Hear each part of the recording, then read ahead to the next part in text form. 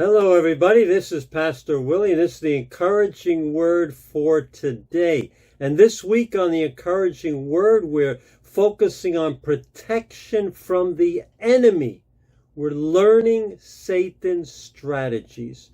And 1 Peter chapter 5, verse 8 reminds us that Satan prowls around like a roaring lion, seeking someone to devour. So Satan is actually looking for people he can attack, who he can devour, who he can rob, kill, and destroy. He's looking for them. And who's he looking for?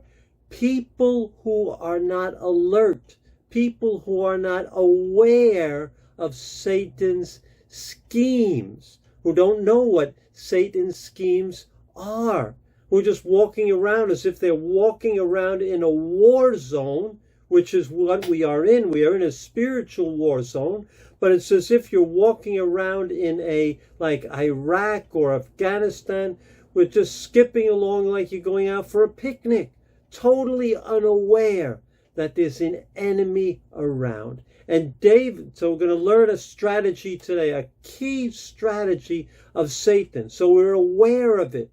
We are alert to it. And here's what David says in Psalm 9, verse 13, and see if you can pick up the hint about Satan's strategy that David gives us here. It's just a hint. It's one word. See if you can pick it up. Here's what David says. Lord, see how my enemies persecute me. Have mercy and lift me up from the gates of death. Let me read that again to you. Lord, see how my enemies persecute me. Have mercy and lift me up from the gates of death. Did you see the hint?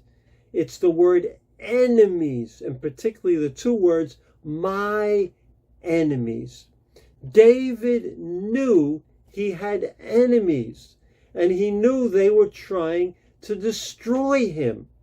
Now you say, well, that's self-explanatory. No, it's not. If you don't know you have an enemy, and you don't know you have an enemy who's trying to destroy you, you will not be in an alert, aware, defensive mode. But David knew he had an enemy, and David knew they were trying to kill him. He did not believe Satan's lie, because Satan's strategies always involve lies. And one of Satan's biggest strategies is to have people think, that's Satan stuff. That's like for fairy tales, like Grimm's fairy tales or for the movies. The devil is not real. Come on, we don't believe in that stuff anymore. Demons are not real. It's not real.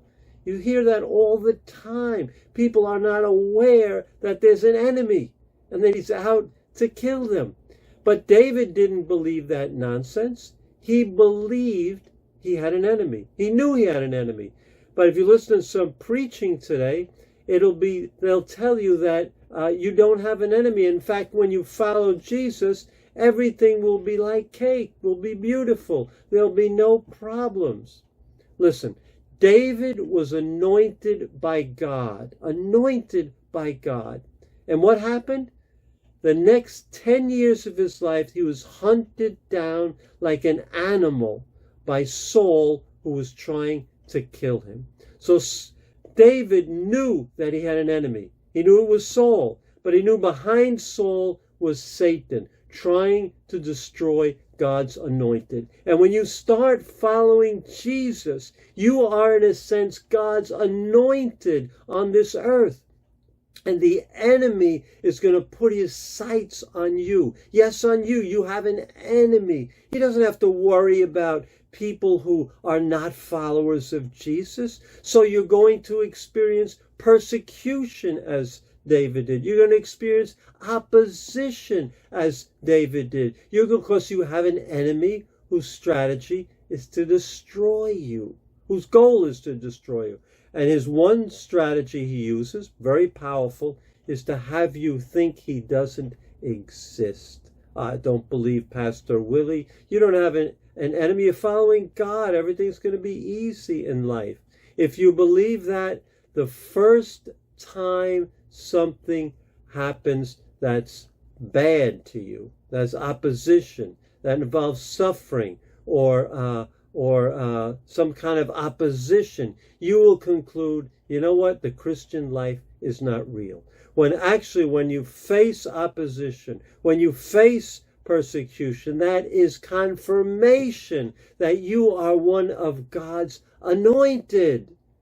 And so today, my friends, be aware that you have an enemy. Believe the truth. Don't believe Satan's lie that there's no enemy, no devil. He's a roaring lion looking for someone who is ignorant of his existence. But you have an enemy. And when people attack you, conclude this Jesus stuff must be real. It must be real. Persecution, opposition are exactly what will happen if we are following Jesus Christ.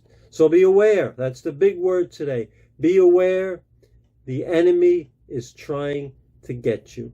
You don't have to be afraid, but be aware. Look out for him. Resist him. And don't be tricked into believing he does not exist. Meditate today on 1 Peter chapter 5, verse 8. This is what it says.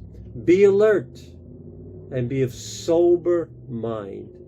Why? Your enemy, the devil, prowls around like a roaring lion, looking for someone, anyone, to devour. Resist him, standing firm in the faith, because you know that the family of believers throughout the world is undergoing the same kind of sufferings. So God bless you, and remember, be alert. Your enemy is real.